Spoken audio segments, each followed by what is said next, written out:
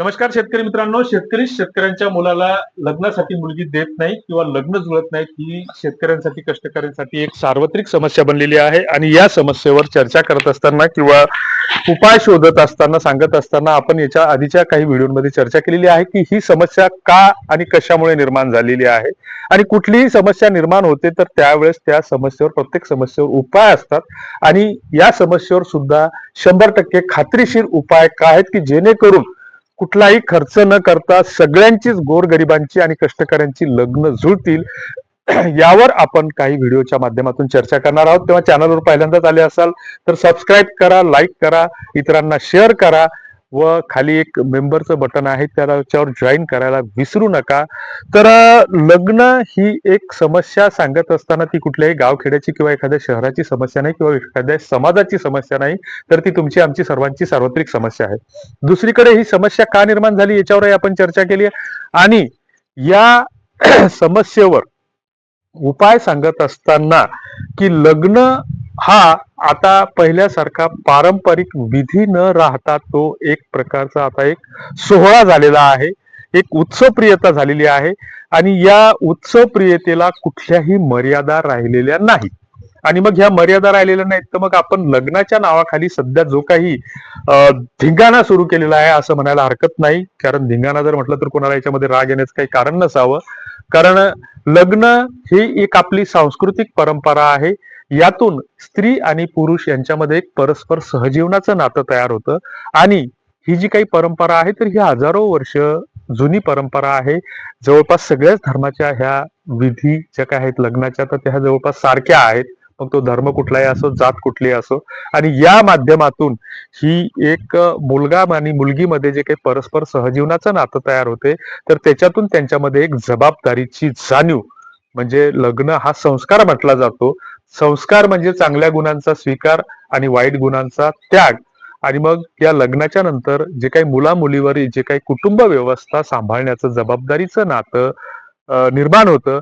तर नात्या गोत्याची माणसं त्यांना विचाराचं बळ देऊन, आशीर्वाद देऊन त्या जबाबदारीतून यशस्वीपणे पुढे जाण्यासाठी, हा संसाराचा गाडा हाकण्यासाठी त्यांना बळ देण्याचं काम ही इथली समाज व्यवस्था करत असते. मात्र आपण अलीकडच्या काळामध्ये काय झालं की शिक्षणाच्या नावाखाली आपण शिक्षित झालो, सुशिक्षित झालो. आणि सुशिक्षितपणाचा आव आणत आपण काही गोष्टींचं एवढं अंधानुकरण सुरू केलं की विवाह ही संस्कृती आहे, परंपरा आहे, संस्कार आहे हे सांगत असताना हा फक्त आपण एक उत्सवप्रियतेचा सोहळा करून ठेवलेला आहे.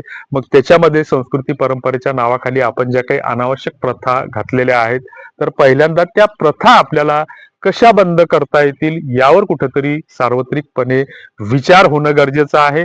समाज एकाएकी बदलत नसतो, मात्र बदल आपण जर स्वतःपुरता घडवला आणि स्वतःमध्ये जर बदल निर्माण करण्याचा प्रयत्न केला तर आपोआप आपलं घर बदलेल. घर बदलत असताना कदाचित एखादं कुटुंब बदललं तर त्या गावातील दुसरं कुटुंब त्यांचा आदर्श घेऊन बदलण्याचा प्रयत्न करेल. मग घर बदललेलं असताना वेटाळ बदलण्याचा प्रयत्न होईल, गाव बदलेल. आणि गाव बदलत असताना समाज बदलायला वेळ लागणार नाही. तर मग त्याच्यासाठी आपण छोट्या छोट्या गोष्टीची काय सुरुवात केली पाहिजे की पहिल्यांदा आता सार्वत्रिकपणे ज्या काही ज्यांच्याकडे अवैध संपत्ती असेल किंवा चुकीच्या मार्गाने कमावलेला पैसा असेल तर त्यांना हळदीचा, परण्याचा, मेहंदीचा, लग्न कार्यात दुसऱ्याकडून साड्या नेसून घेण्याचा काय धिंगाणा घालायचा ते घालू द्या. पण गोरगरिबांनी त्या फंदामध्ये पडू नये. पहिल्यांदा आपण हा विचार केला पाहिजे की आपली जी काही लहान लहान मुलं असतात तर त्यांच्यामध्ये आता एक फॅड निर्माण झालेलं आहे की बा आपला वाढदिवस केला पाहिजे, मग ते 8 दिवसाला करायचा का 15 दिवसाला करायचं त्याला कळत नसतं. मात्र जे काही चुकीच्या प्रथा आहेत तर या प्रथाला कुठेतरी आपण फाटा देण्याचा प्रयत्न केला पाहिजे. मग एखाद्या मित्राकडे जरी लग्न असेल आणि त्यानं जर आपल्याला पत्रिका दिली असेल आणि त्याच्या तिथं जर डीजे असेल तर आपण तिथं लांब उभं राहून बी त्याच्याकडे पाहू नये. कारण जर विशेषतः आपण जर बिन लग्नाचे असू तर त्या डीजेकडे पाहू पण नाही. कारण समाजाची नजर ही बारीक असते, सूक्ष्म असते, तीक्ष्ण असते. आणि मग तिथं उभं जरी राहिलं तर समाज त्याला हेरत असतो की अरे हा तर तिथे उभा होता, मग नक्कीच 100% याच्या पोटात बी पडत असणार, असा विचार समाज करायला लागतो.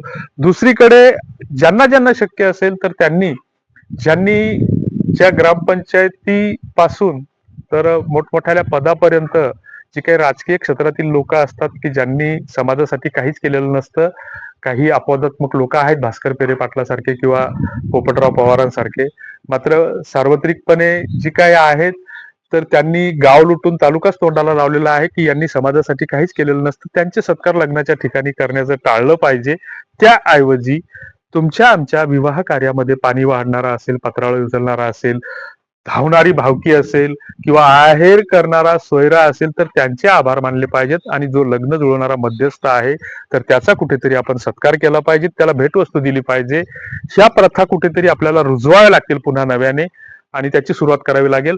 आणि याच्यावर नेमके 100% हमखास काय उपाय आहेत की ज्यांच्यामुळे सगळ्याची गोरगरीब आणि कष्टकऱ्यांची लग्न ही अगदी फुकट मोफत आणि आपल्याच गावात जुळतील, यावरचा उपायावर आपण पुढच्या व्हिडिओमध्ये चर्चा करणार आहोत. त्याची लिंक आम्ही खाली डिस्क्रिप्शन बॉक्समध्ये दिलेली आहे. तेव्हा चॅनलवर पुन्हा एकदा विनंती असेल की सबस्क्राईब केलं नसेल तर सबस्क्राईब करा. तुमच्या काय सूचना आहेत, फीडबॅक आहेत त्या कॉमेंट बॉक्समध्ये नक्की लिहा. धन्यवाद. जय जिजाऊ.